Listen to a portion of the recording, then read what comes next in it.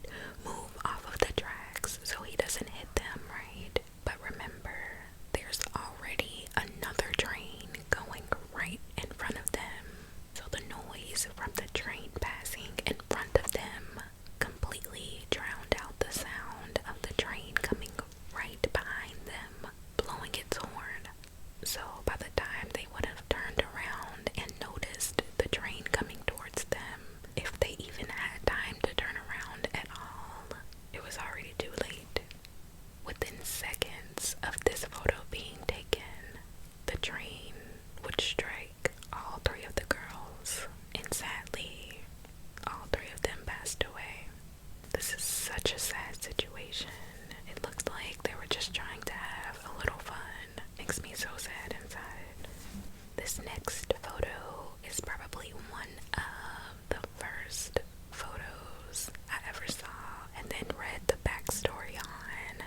It shook me to the core. Now, these photos are actually screenshots from a video, and the video can be found online if you're interested in seeing it. But for now, let's talk about the photos. So at first glance, we just see a man standing on stage